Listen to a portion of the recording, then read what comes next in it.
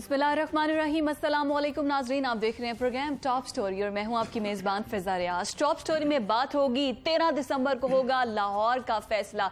पाकिस्तान में अपोजिशन जमातें जो मुतहरिक हैं और मुल्क गिर एहतजाज किया जा रहा है, लॉन्ग मार्च किया जाएगा, तो सिर्फ लाहौर का फैसला नहीं बल्कि पीटीआई की हुकूमत का फैसला भी हो जाएगा।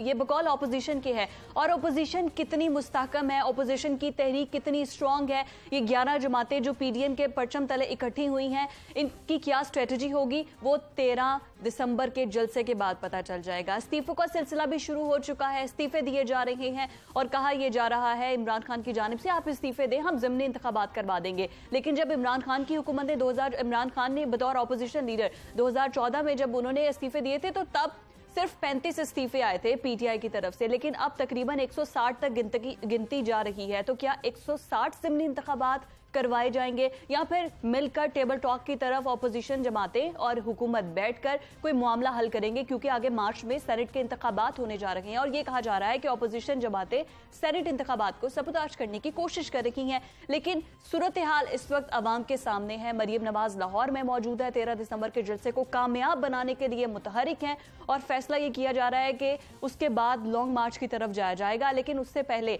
तमाम जो पार्टीज हैं वो अपने जो भी इस्तीफे जमा करवाना चाहता है वो अपनी पार्टी क़यादत को करवा दे और उसके बाद वो इस्तीफे मौलाना फजल रहमान को जमा करवा दिए जाएंगे। अब देखना यह है कि आगे होगा क्या। लेकिन इस वक्त ऑन ग्राउंड जो सूरत हाल है, 13 दिसंबर के जलसे को रोकने के लिए हुकूमत की तरफ से कोशिशें की जा रही हैं। कभी मीनार पाकिस्तान में पानी छोड़ दिया जाता है, कभी डीजे बट को गिरफ्तार कर लिया जाता है और कभी ये कहा जाता है कि कोरोना की वजह से अगर किसी ने एसओपीज पर अमल नहीं किया तो फिर हुकूमती मशीनरी अमल में आएगी।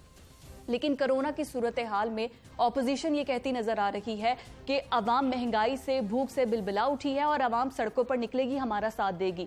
तो आज इसी मौजू पर हम बात करेंगे कि क्या अवाम हुकूमत का साथ देगी या अवाम ऑपोजिशन का साथ देगी, या फिर अवाम अपने मुश्किलात के हल के लिए, इस बेरोजगारी को, इस महंगाई से बचने के लिए किसकी जानिब जाती है, उनके हल के लिए कौन उनको रहनुमा नजर आता है जो इसका कोई हल निकाले। तो मैं अपने गेस्ट के इंट्रोडक्शन की तरफ चलती हूँ। हमारे साथ कर्नल टाइम मुबशिर साहब मौजूद है जो कि सिक्योरिटी की सारी सूरत हाल जो है वो देख रहे हैं, और यासिर साहब मेरे साथ स्टूडियो में मौजूद है, चेयरमैन पीएचए भी हैं, और सही जो रेलिवेंट पर्सन है आज के तो मुझे लगता है कि वो आप ही हैं, क्योंकि आपने ही मीनारे पाकिस्तान ग्राउंड में पानी छोड़ा है। सर, मैं गुफ्तगू का आगाज यहाँ से करती हूँ, कौन सी चावल काश करनी है आपने वहां पर? यहाँ पर बड़े मीम सोशल मीडिया पर चल रहे हैं, कोई कश्ती चला रहा है वहां पर, कोई बहरी जहाज चला रहा है वहां पर। हो जाने दे जलसा, देख लेंगे कितने लोग इकट्ठे कर रहे हैं। खान साहब तो बड़े पुरुमीद हैं। अच्छा फिजा, हिस्ट्री में एक नाम है गोइबल्स का, जोसेफ गोइबल्स। ये नाजी गवर्नमेंट थी जो जर्मन की, उनके प्रोपेगेंडा मिनिस्टर रहे हैं 1933 से कोई 40s में तक रहे हैं, 7-8 साल। वो एक मिथ बन गई हुई है कि झूठ को, उनकी ये मिथ थी कि इतनी दफ़ा बोलो कि वो सच लगना शुरू हो जाए। और माजी में परवेज़ रशीद साहब के को ये कहा भी गया, ये उन्हें खिताब भी मिला। और कल ये जो शोशा शुरू हुआ, सबसे पहले परवेज़ रशीद साहब ने ट्विटर पर यह शोशा छोड़ा कि मीनार पाकिस्तान पर पानी छोड़ा जा रहा है। उसके बाद बहुत सारे लोगों ने, मैंने कल वहाँ पे जाके खुद अपने एक वीडियो बना के वहाँ पे शेयर की, किसी किस्म का कोई पानी नहीं छोड़ा गया, बिल्कुल खुश्क ग्राउंड थी। और तो और ना करें सर, ना अच्छा, करें, मैं आपको बताता हूँ ना जी, जो मैंने फिर खुद, मुझे किसी रिपोर्टर ने कॉल की, मैंने अपने प्रोजेक्ट डायरेक्टर को पूछा, मैंने उससे कहा सर मेरे ऑफिस के सामने हार्डली 3-4 कनाल का एक प्लॉट, उसकी हालत निस्बतन खराब थी जब अल्लामा खादिम रिजवी साहब का वहाँ पे जनाब नवाज़े जनाजा थी उनकी। हाँ। उस पार्क में ज्यादा था कि यहाँ पे शायद मैयत रखी जाएगी और वहाँ पे वो शेड भी गिरा, तो उसको सिर्फ 3-4 कनाल में से 3-4 कनाल के ऊपर, और वो भी रूटीन का था, वो अगले दिन पानी खुशक भी हो गया। अच्छा, मैंने सुबह वहां से सारी वीडियो दिखाई, आपके कैमरास ने भी देखा, बिल्कुल क्लियर था। लेकिन मुझे हैरत हुई, वो गोइबल्स वाली बात मैंने कितनी दफा बोले। कल रात को पीडीएम का एक इजलास था जिसमें आर या पार होना था, उसके इख्तिताम पे जो कंफ्यूज सी स्टेटमेंट थी, मुझे हैरानगी हुई कि मौलाना फजल रहमान साहब कह रहे हैं कि वहाँ पे मीनार पाकिस्तान में डैम बन गया। मुझे हैरानगी, मियां इफ्तिखार हुसैन साहब कह रहे हैं वहाँ पर डैम बन गया। ये तो आपके कैमरे ने सारा दिन दिखाया, लोगों ने दिखाया कि वो, और मेरी खुद कल 12 बजे दिन की मेरे ट्विटर पे, फेसबुक पे वीडियो शेयर है, मैं खुद उसमें मौजूद हूँ ताकि वो फेक ना हो सके कि बिल्कुल पार्क खुश्क है, इसमें कोई एहसास नहीं। चले ऑन ग्राउंड सूरत हाल कर्नल साहब क्या थे कल आप तो सारी सिक्योरिटी आपके पास है, जलसे की मुंतजमीन है, आप ऑर्गेनाइज कर रहे हैं 13 दिसंबर के जलसे को। बिस्मिल्लाहिर्रहमानिर्रहीम, मेरे भाई ने जो कहा है ठीक कहा। कल पानी जो है वो निकल गया था जो इन्होंने डाला था। अच्छा। हाँ, और बिल्कुल कल शाम को वहाँ पानी नहीं था, ये भी हकीकत है। मगर बात यह है कि 3 दिन पहले जब हमारे जो मुंतजमीन हैं जब वहाँ गए तो देवर शॉक्ड कि कम से कम 4 प्लॉट्स में 4-4, 6-6 इंच पानी था और वहाँ पर पाइप चल रहे थे। अब वो जगह ही क्यों मुंतखब की गई? जब इनको सारों को पता चल गया कि जलसा जो है उसकी स्टेज का रुख इस तरफ होगा और आवाम यहाँ बैठेगी, तो इन्हें और कुछ नज़र नहीं आया। इन्होंने कहा पानी तो छोड़े ना, ये तो बड़ा इजी है कि इनके पास है कि जी बाद में कह देंगे। अब जब पानी छोड़ दिया तो वहाँ आपको पता पानी निकालने का सिस्टम नहीं है। पौधे ड्राई हो रहे थे, उसका कॉन्सेप्ट ये है, हाँ वो सारे लाहौर के तो हरे भरे हो गए। उसका कॉन्सेप्ट ये है कि बारिश का पानी जो हो वो जमीन में नीचे अंडरग्राउंड वाटर बन जाए और नीचे चला जाए। जब मैं परसों शाम को गया, बल्कि 12-1 बजे, और आपके मीडिया ने दिखाया, तो अब चूंकि वहां पर पानी निकालने का सिस्टम नहीं है, कॉन्सेप्ट के पानी जमीन में जाए, आप हैरान होंगी कि वहां माली जो है ना, कोई 25-30 माली लगे हुए थे, उनके हाथों में बाल्टियां थी, पेंट वाले खाली डब्बे थे, वो बेचारे उधर से बाल्टी भरते थे और जाके जिस खाली ग्राउंड थी ना वहां पर वो फेंकते थे ताकि पानी जो है वो जमीन के अंदर चला जाए। ये आपके मीडिया ने भी दिखाया, पूरे पाकिस्तान के मीडिया ने दिखाया, आपके चैनल ने दिखाया, उधर मैंने खड़े होकर उनको रिकॉर्डिंग कराई। अब ये जो बातें हैं जो कि फैक्ट्स हैं, हाँ कल शाम तक ये पानी उन बेचारे मालियों को जिनकी 16-16, 17-17 हज़ार तनख्वाह, वो हैरान परेशान थे। वो कहते हैं जी आज तक तो असी नहीं वेख्या कि सानू हुक्म मिले बाल्टियां ना पानी कड्डो। तो बात ये है कि बिल्कुल इन्होंने कहा कि झूठ इतना बोलो कि वो सच लगे।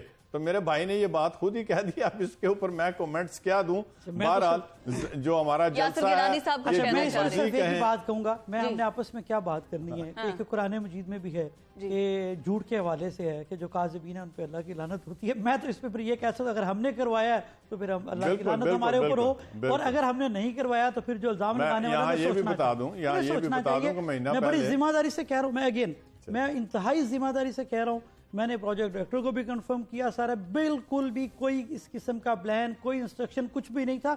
और 13 को जलसा है, 7 तारीख से पहले फिर सारा ड्राइव करने दिया जाए, वो एक बिल्कुल रूटीन वर्क जो रूटीन में हो रहा होता है, सिर्फ वो था, ऐसा कुछ नहीं था। इससे आगे बढ़ना चाहिए। रूटीन वर्क में आज भी हुआ, आज भी उसी तरह पानी लगा। नहीं, ऐसा नहीं हुआ। मैं आपको बताऊं, जिस मीनार पाकिस्तान की बात हो रही है, इस मीनार पाकिस्तान में कितनी दहाइयों से PMLN यहाँ पे शहर लाहौर में इनका है राज, अपने हुकूमत भी रही है। हमने इसी मीनार पाकिस्तान को एक पाकिस्तान तहरीक इंसाफ ने 4 मरतबा भरा। मैं डेट्स बता देता हूं आपको, 2011 में 30 अक्टूबर को, 2013 में, फिर जब हमारा धरना शुरू हुआ उसके दौरान हमने 3 दिन के नोटिस के ऊपर, इस्लामाबाद से इमरान खान साहब ने कहा कि 3 दिन बाद होगा, नवंबर में, वहां पे फिर हमने ग्राउंड भरी। फिर 2018 के इलेक्शन से पहले 4 मरतबा इसी मीनार पाकिस्तान को हम भर चुके हैं। आज जान के लाले पड़े हुए हैं, 11 पार्टियों को फिक्र पड़ी हुई है, पता नहीं ये भरना किस तरह से है। पॉलिटिकल एक्टिविज्म तो आपने पानी से भर दिया। तो हमने तो पानी से कभी नहीं भरा था। अच्छा कर्नल साहब, कभी भी नहीं हमने भरा था। आपने खुद ही कंफर्म किया कि 4 जलसे आपने किए, आप बिल्कुल खैरियत से आए, आपको इजाजतें भी मिली, आप वहाँ मुझे इजाजतनामा दिखाइएगा, इजाजतनामा कोई नहीं मिला। और आप कहते हैं कि सबसे बड़ा जलसा भी हमारा है, ये आप अगर कहते हैं तो हम कहते हैं ठीक है भाई, बट आपको हमारे जलसे से खौफ क्या है? अभी मैं आया हूँ तो फराज साहब भी लगे हुए हैं। आई मीन कोई बंदा नहीं है इनका ऐसा जिनके जहन के ऊपर ये जलसा नहीं चढ़ा हुआ। भाई हम पॉलिटिकल लोग हैं, आप पॉलिटिकल अपने आप को कहते हैं, ठीक है, ये भी एक बहुत बड़ा क्वेश्चन मुझे मार्क है। खौफ है आपके तो जलसे बिल्कुल आपके जलसे, आपको इस जलसे से खौफ है, वो मुझे पता है क्यों खौफ है। सारी एजुकेशन का आपने सत्यानाश कर दिया, स्कूलों को छुट्टियां दे दी। इन्हीं स्कूलों को, मेरी बात सुने आप जो कहने जा रहे हैं, इन्हीं स्कूलों में तालीम रेगुलेट की जा सकती थी, 1 शिफ्ट की बजाय 2 शिफ्ट किए जा सकते थे। गवर्नमेंट सब्सिडी देती स्कूल के टीचर्स को, उनको अलाउंसेस देती, उनको डबल तनख्वाहें देती। ये रोना जो आपके जो वजीर आजम है आज के पाकिस्तान के, वो हजरत उमर का बताते हैं, मदीना की रियासत का बताते हैं, यूरोप की मिसालें देते हैं। तो यूरोप की आप लेटेस्ट मिसाल ले लें, रियासत मदीना सर, रियासत मदीना की वो मिसालें देते हैं। तो आप बच्चों का इल्म जो है उससे उनको महरूम कर रहे हैं। अब बिल्कुल कोरोना है, हम इसको डिनाई नहीं करते, उसके लिए स्कूलों के मैदान हैं, वहां सुबह की शिफ्ट लगाएं, कुछ बच्चों को अंदर बिठाएं, कुछ को शाम को बुलाएं, टीचर्स को आप सब्सिडाइज करके कोई और फंड्स, इनको तनख्वाहें ज्यादा दें तो हर चीज का इलाज है। अकबरी मंडी आपको नजर नहीं आती, शादबाग का बाजार आपको नजर नहीं आता, बागबानपुरे का बाजार आपको नजर नहीं आता, शादरे का बाजार आपको नजर नहीं आता, बंदे पे बंदा चढ़ा हुआ है, रेडी पे रेडी चढ़ी हुई है, उनके लिए आप क्या कर रहे हैं? अब जब आया है जलसा नजदीक आया है तो लाहौर के 52 महलों में इन्होंने लगा दिया है स्मार्ट लॉकडाउन। अब स्मार्ट लॉकडाउन इनके अपने बंदे लगाने वालों से पूछ लें कि what is the definition of smart lockdown. जब लॉकडाउन होता है, स्मार्ट लॉकडाउन होता है, तो वहां बिल्कुल घर वाले अंदर रहते हैं, बेकरी वाले, खाने वाले, खुराकों वाले जो है वो नजदीक आ जाते हैं। गवर्नमेंट उसका अरेंज करती है ताकि वहां से एक घर वाला निकले और वहां से सब्जी ले ले। इस तरह का तो कोई अरेंजमेंट है नहीं। अखबारों में लिख के प्रोपेगेंडा करके सारी दुनिया में स्मार्ट लॉकडाउन, भाई व्हाट इज स्मार्ट लॉकडाउन? आप ऑन ग्राउंड कर क्या रहे हैं स्मार्ट लॉकडाउन? तो इसलिए मैं बिल्कुल एग्री करता हूं, कोरोना है मगर गवर्नमेंट है उसके ऊपर प्रिवेंशन लेनी है हर जगह, यही नहीं कि खाली जलसे पे आ जाए। जी बहुत शुक्रिया जी, इन्होंने काफी लंबी बात की। इन्होंने कहा कि आपको खतरा क्या है? जी मुझे बिल्कुल खतरा है, मुझे खौफ है आम इंसानी जानों का। जब ये कोरोना शुरू हुआ ना, आपको याद है एक चीगो वीरा पाकिस्तान के बने फिरते हैं, वो जो अपने आप को कहते हैं कि जी पता नहीं बहुत बड़े, कभी हबीब जालब के शेर पढ़ना शुरू कर देते हैं। शहबाज शरीफ साहब जब तशरीफ लाए ना तो लैपटॉप के ऊपर बैठे हुए मास्क चढ़ा के बात कर रहे थे, वो कि यार बंद कर दो खुदारा, ये हो जाएगा वो हो जाएगा। वो उस वक्त के इनके स्टेटमेंट्स देख रहे हैं और वहां पे सिंध के वज़ीर आला साहब थे, आंखों में लिटरली आंसू थे। बहुत सारे देखने वालों ने कहा, उन्होंने हाथ जोड़ के कहा कि खुदारा सियासत बाद में करेंगे, कोरोना बंद कर दो सब कुछ। उस वक्त यही लोग ये कह रहे थे। आज पाकिस्तान में इन्फेक्शन रेट 8% के करीब है। खुदारा हमें उसको चेक सर, मुझे बात करने दीजिए, मुझे दूसरी बात का जवाब दीजिए। तो इसलिए हमें ये खतरा है, ये फिक्र है। मैं अगेन आपको कहता हूं, मैं खुद भी और पाकिस्तान तरीके साहब भी पॉलिटिकल एक्टिविज्म की सबसे बड़ी हामी है। हमने आप ही के दौर में मेरे हल्के से 46 लोग जेलों में गए। हम आपके दौर में ये सारी चीजें सह चुके हैं, ये हमें ना सिखाएं। परवेज खट्टर के साथ जो वहां पे हुआ था अटक पुल के ऊपर, सारी दुनिया ने देखा हुआ है, ये ना करें। मैं अगेन आपको कहता हूं कि पॉलिटिकल एक्टिविज्म के हम हामी हैं, लेकिन खुदारा लोगों की जानों को खतरे में ना डालें। चंद दिन पहले डॉक्टर सईद अली साहब यहाँ बैठे हुए थे, पिछले दिनों उनको कोरोना हो गया, हॉस्पिटलाइज हुए हैं। ख्वाजा अहमद एहसान आपके लीडर हैं, लाहौर शहर के मेयर के कैंडिडेट थे, आपसे पहले इलेक्शन रहे मेयर, उनको और उनकी फैमिली को कोरोना हुआ है। बिलावल हाउस में फंक्शन हो, जरदारी हाउस में फंक्शन हो, वहां पे कोरोना टेस्ट करवा के आए, फिर आना है।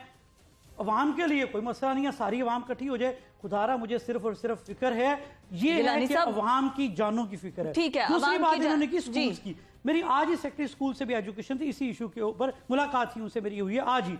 ओवरऑल इन्होंने एक थ्रेशोल्ड रखा हुआ था कि इन्फेक्शन रेट अगर स्कूल्स के एंगल से 3% आएगा तो उसके बाद ये एक्सपोनेंटली बढ़ता है। और तीसरी चीज ये है कि जो स्टडीज आई हैं वो ये हैं कि जो बच्चे हैं वो साइलेंट कैरियर हैं, उनको पता, उनके ऊपर वो सिम्टम्स नुमाया नहीं होते। तो बच्चों के स्कूल्स बंद कर देना, जो यूनिवर्सिटीज हैं उनको ओपन रहने दें। लोगों के बच्चे साइलेंट कैरियर हैं, उनके अंदर सिम्टम्स नहीं आते, वो सिम्टम्स जब डिक्लेयर नहीं होते, ये स्टडीज है ना, ये जो एक्सपर्ट्स हैं वो बताते हैं। वो जब घर जाते हैं, उस घर में जो मौजूद बड़े हैं, जो बुजुर्ग हैं उनके, वो उन तक ट्रेवल करती है। और एक बच्चा दूसरे के साथ जब इकट्ठे मिलकर खेलते हैं, बैठते हैं, तो ये एक्सपोनेंटली बढ़ता है, यानी मल्टीप्लाइंगली बहुत ज्यादा हद तक बढ़ जाता है। तो ये एक रीजन थी। उसके अंदर भी ये था कि जब आपने एक तरफ देखना है कि इंसानी जान है और एक तरफ आपने देखना है दूसरी चीजें हैं। अब महंगाई का क्या करें? इस चीज से कोई ये बात है, इसके ऊपर इन्हें करना चाहिए, इसके ऊपर इन्हें करना चाहिए। ये कहते हैं जी बच्चों से बच्चे कैरियर हैं, ठीक है, उनको नहीं होता, वो कैरियर होते हैं। बात यह है कि बच्चे का बाप जो है वो भी बाहर कहीं जॉब कर रहा है, हो सकता है वालदा भी जॉब कर रही हो, दो बीच में घर में बुजुर्ग भी रहते हूँ, मोहल्ले से कोई सब्जी लेने वाला भी आता है, एक आध औरत जो है सब्जी बेचने वाला आता है, अम्मा उससे भी लेती है सब्जी, मोहल्ले की कोई एक दो औरतें भी आ जाती हैं घर में। बात यह है कि क्या आपने किसी मोहल्ले में जाके इन सब लोगों के टेस्ट किए, या जो लोग सुबह काम करने जाते हैं शाम को वो घरों में आते हैं, तो क्या वो घर वालों को नहीं लगा सकते कोरोना? बच्चों को आपने जानबूझकर घरों तक महदूद किया है। आप सारे मोहल्लों के टेस्ट कराएं। आप स्मार्ट लॉकडाउन आज 56 मोहल्लों में कर दिया आपने। आप मुझे बताएं किस मोहल्ले में कोरोना के टेस्टों की टीम गई है? आप कहते हैं जी जाएं 8,000 रुपया दे, 6,000 रुपया दे। जब बंदे को कोरोना हो जाता है उसके बाद आप अनअटेंडेड वेंटिलेटर्स के ऊपर डाल देते हैं। आपको पता है वेंटिलेटर्स जो है ये हमेशा एक्सपर्ट्स की सुपरविजन में लगाए जाते हैं। आप एक को लगाते हैं, ऊपर वाली नोजल बदलते हैं, अगले को जिन्हों नहीं हो जाता उन्हें भी हो जाता तो गरीब मर जाता। ठीक है, मेरी जान शाहजी गाल सुनो, हर मोहल्ले में जहां लॉकडाउन है वहां आप मुझे बताएं, दिल पे हाथ रख के, आपने फरमाया ना झूठ पे झूठ, चले मैं नहीं कहता कुछ इस बारे में, मगर आप मुझे ये बता दें कि जिन मोहल्लों में आज स्मार्ट लॉकडाउन लगा है वहां कितनी टीमें लोगों की टेस्ट करने गई हैं, रैंडम सैम्पलिंग कितनी,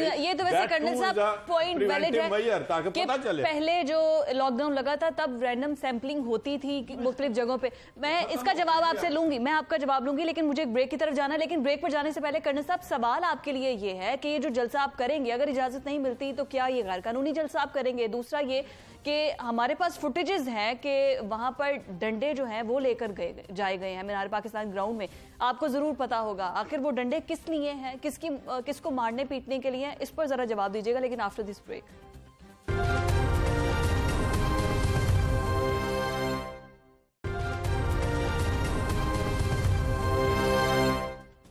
वेलकम बैक नाजरीन। कर्नल साहब, मैं आपकी जानिब आती हूँ। मैं ब्रेक पर जाने से पहले एक सवाल छोड़कर गई थी कि वो डंडे शंडे बड़े गाड़ियों में बांटे जा रहे हैं लोगों को, वो किस लिए बांटे जा रहे हैं, उनके बारे में भी बताइए। देखें, वो जो आप फुटेज दिखा रही हैं उसके ऊपर झंडे छोटे साइज के भी पड़े हैं, बड़े साइज के भी पड़े हैं, झंडे अलहदा तय हुए होते हैं और झंडों के ये जो डंडे हैं इनके ऊपर बाकायदा ग्रीन एंड वाइट कलर है, पाकिस्तान के कलर की रिफ्लेक्शन है।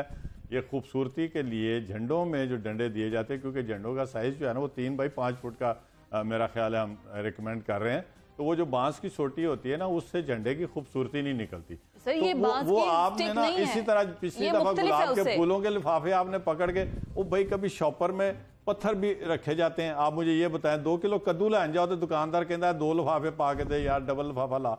तो पत्थरों में आप शॉपरों में लिफाफे, और आज आपने वो फुटेज भी सामने आई थी, शुरू कर दिया, वो फुटेज भी सामने आई थी। ये हम तो सिर्फ आपसे पूछ रहे हैं किस लिए। देखें ना, ये डंडे आप देखें, इसमें 7 झंडे नहीं पड़े हुए, वो देखें ऊपर बंधे हुए, तो वो झंडे पड़े हुए ना।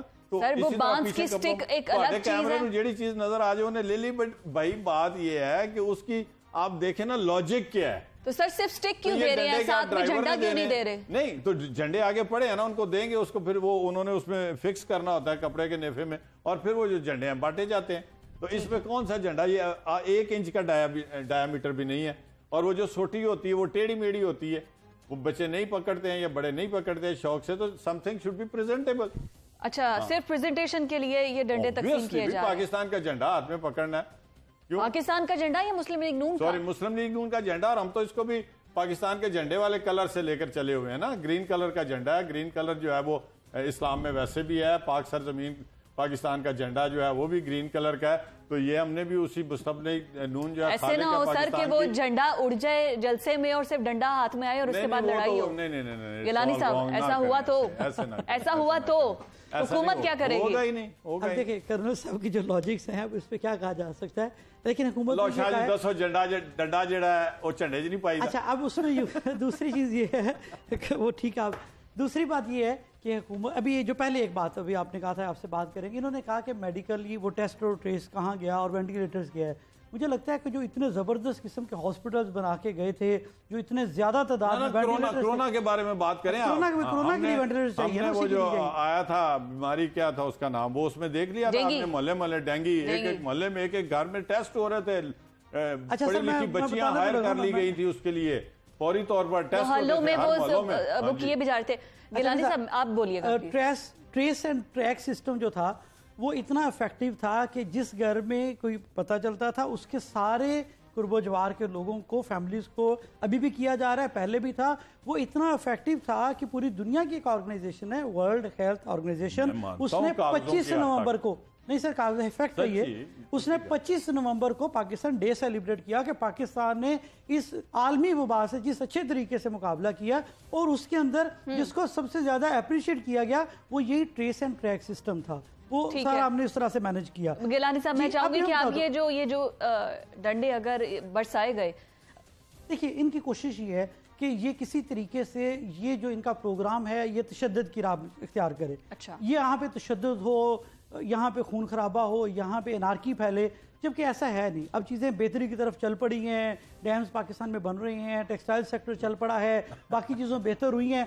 अब असल इशू ये है जी, देखिए मैं आपको फिर कहता हूँ कि मैं पॉलिटिकल एक्टिविज्म के हक में हूँ। अच्छा, जलसा करके कर क्या लेंगे? आप आज फैसला कर लेते हैं क्या पाकिस्तान में जलसों से हुकूमत जाएगी? हमने भी बड़े जलसे किए, 126 दिन हमने भी धरना दिया। अब हमें ये जलसों की धरनों की बात यार, आप खुद धरनों पे जाते थे, आप खुद जलसों पे जाते थे, हर रोज आप जलसा कर रहे थे। असी एक जलसा लग गया करन। सर ये कोरोना का टाइम नहीं था उस वक्त, आपकी पंजाब असेंबली से इन्फेक्शियस जो इन्फेक्शन पास नहीं हुआ था। आप ये वाला जो वबा के फैलाव का बायस नहीं बन रहे थे। पता है कोरोना बीमारी है, फैल रही है। गिलानी साहब और कर्नल साहब, एक फुटेज है, आप कह रहे हैं कि लाखों की तादाद में लोग आएंगे और अभी जो छोटी छोटी रैलियां निकाली जा रही हैं उसकी जरा सूरत हाल देख लेंगे। जरा ये फुटेज जो है वो बड़ी स्क्रीन पर दिखाइएगा कि जो लड़ाइयां हो रही हैं चेयरमैन और एमपीए के लेवल तक हो रही हैं, उससे ऊपर नहीं जा रही हैं। तो ये लड़ाई देख ले सर, अगर लड़ाई तो ये 2 बच्चे आपस में, अगर 4 बच्चे का झगड़ा, मरियम नवाज की गाड़ी के पास मरियम औरंगजेब आपको नजर आएंगी। कोई ना कोई नजदीक जाके तस्वीर उतारना चाहता होगा, जो उस इलाके के लड़के होंगे उन्होंने कहा होगा नहीं उतारो, गाड़ी लेट हो रही है, गाड़ी को आगे जाना है, 10 मिनट का रास्ता जो है घंटे घंटे में तय रहा है। ये बातें जुबान से करने वाली हैं कि हाथों से? नहीं, हाथों से ये बात जो है ना, ये छोटे यंगस्टर बच्चों में हो जाते हैं जज्बाती हो के। Such thing should not be taken. अच्छा फिजा, मैं तो इससे भी आगे चलते हैं, चलो ये इंसिडेंट हो गया ये अगर सर नहीं, ये इंसिडेंट हो नहीं गया, अगर लाखों की तादाद में लेट्स सपोज के लोग आ जाते, 1 लाख लोग भी आ जाते हैं या 50,000 लोग भी आ जाते हैं, अगर इस तरह मारामारी होगी जलसे में, अगर ये एक रैली को 10,000 की रैली को नहीं कंट्रोल कर सके तो लाखों का जलसा कैसे होगा? ये रैली भी नहीं थी, ये एक मेरी आप अर्ज सुन लेना, मैंने इसका जवाब देना है। ये रैली नहीं, तब हुकूमत क्या करेगी, मैं ये जानना चाह रही हूँ। नहीं, हुकूमत इसमें क्या करेगी? हुकूमत तो हमें कह रही है कि आओ ही नहीं, जलसा करो ही नहीं। ठीक है, हमने जलसा करना है। मुल्तान की मिसाल इनके सामने है, जो कुछ इन्होंने किया, लोग सारे हर तरफ चौकों में इकट्ठे हो गए, जलसे तक भी कुछ पहुंच गए, जलसा हो भी गया। जब लोगों को पता चला कि कायदीन जो है वो तकरीरें कर रहे हैं, सारी दुनिया जो है उधर आके पहुंच गई, इकट्ठा हो गई। बाय द एंड जलसे के बाद होगा क्या? जलसे के बाद होगा क्या? जी, जलसे के बाद 8 तारीख को आर्या पार होना था, 8 तारीख भी गुजर गई। 13 तारीख है, अल्लाह करे खैर करिए से वो भी गुजर जाए। सिर्फ एक डर है कि ये वबा अल्लाह करे ना फैले, जिस तरह से पाकिस्तान उस तरह से मुतासर नहीं हुआ, जिस तरह प्रेशराइज तो कर रही है ना अपोजिशन। ठीक है, अपोजिशन का काम है, वो करते रहे, हम भी करते रहे हैं, करें। लेकिन क्या जलसों से जाएगी, क्या डंडों से जाएगी? कोई भी खड़ा होता है, कोई मिलिशिया बनाता है, फोर्स बनाता है, वो खड़े होके आ जाएंगे तो फिर तो तालिबान मिलिशिया वो आ जाए तो फिर क्या वो गवर्नमेंट ले लेंगे? गवर्नमेंट ऐसे नहीं जाया करती, गवर्नमेंट किसी तरीके से जाएगी। अच्छा, दूसरा सबसे अहम बात यह है कि ये सारी तहरीक किस मकसद के लिए, जिस मकसद के लिए कर रहे हैं, जमहूर के लिए कर रहे हैं, आइन के लिए कर रहे हैं, कानून के लिए कर रहे हैं, और जिस चीज के लिए कर रहे हैं उसी को तोड़ के करने की कोशिश कर रहे हैं। भाई अगर आपने करनी है आप करें, आप कॉन्फ्रेंसेस कर लें, आप प्रेस कॉन्फ्रेंसेस करें, आप अपने वैसे साहब अपने टाइम पे फिर क्यों नहीं करते थे? मैंने बताया उस वक्त ये नहीं था, ये डिजीजेस नहीं थी, कोरोना नहीं था। अगर कोरोना ना हो तो आप करें जलसे, इससे पहले भी हुए जलसे। देखें, हमने लाखों के हिसाब से, आप तो बाजारों में इम्प्लीमेंटेशन ही ना करा रहे, दुकानों पे भी नहीं करा सक रहे आप। कल मैं आपको एक मिसाल दूं, इछरे में एक दुकानदार ने सारा ऊपर मरियम नवाज साहिबा की तस्वीर लगाई हुई थी, क्योंकि आज उन्होंने उधर से गुजरना था। इन्होंने उन तीनों दुकानों के ऊपर, मैंने तस्वीर दी हुई है, उसको सील कर दिया। पूरा इछरा बाजार चल रहा था, पूरा इछरे बाजार में लोग जो हैं वो शॉपिंग कर रहे थे, बंदे पे बंदा चढ़ा हुआ था। वहां ना ये कुछ चेक करते हैं कि इसने मास्क पहना हुआ है, ना दुकानदार जो है उनको चेक करते हैं कि वो हाथ पर लगाने वाला वो दे रहे हैं, सैनिटाइजर दे रहे हैं या नहीं दे रहे। उस दुकान के ऊपर जनाबे आली लगा दिया, वो ऊपर आके एसी मॉडल टाउन ने, उस बेचारे ने क्या लगाना है, उसको जो ऊपर से अहकामात मिले कि इसने तस्वीर लगाई है, इन्हों ठोक दो बंदे नु। तो बात यह है कि हम मानते हैं कि कोरोना है, हमने तो लाखों के हिसाब से अल्हम्दुलिल्लाह खरीद लिए हैं, मास्क खरीद लिए हैं, सैनिटाइजर की बेताशा बॉटल्स खरीद ली हैं, यहां तक खरीदी हैं कि अगर लोग 2-2, 4-4, 5-5 भी ले जाना चाहते हैं तो ले जाएं। सारे इंतजामात मुकम्मल हैं, कुर्सियां जो लगाएंगे वो कोशिश करेंगे दूर दूर लगाएंगे। अब आप यहीं पर आ जाए। लेकिन कर्नल साहब, उस इलाके में जितने लोग हैं कुर्सियों वाले जी, उनको जनाबे अली इन्होंने गोदाम सील कर दिया। गोदाम सील कर दिया। कर्नल साहब, पता ही नहीं, किसी ने किया ही नहीं। मैं गिलानी साहब एक ब्रेक की तरफ जाना है, मैं वापस ब्रेक के बाद आपके पास आऊंगी। कर्नल साहब ठीक है, उनको अब रिहा भी तो कर दिया गया है, मुझे ब्रेक की तरफ जाना है, लेकिन होगा क्या? क्योंकि इससे 13 दिसंबर के बाद हुकूमत तो जाएगी नहीं, अक्सरियत में अभी भी 342 सीटों में से 180 तकरीबन पीटीआई के पास हैं, आप हुकूमत को फिर भी नहीं भेज सकते। होगा क्या, जानेंगे एक ब्रेक के बाद।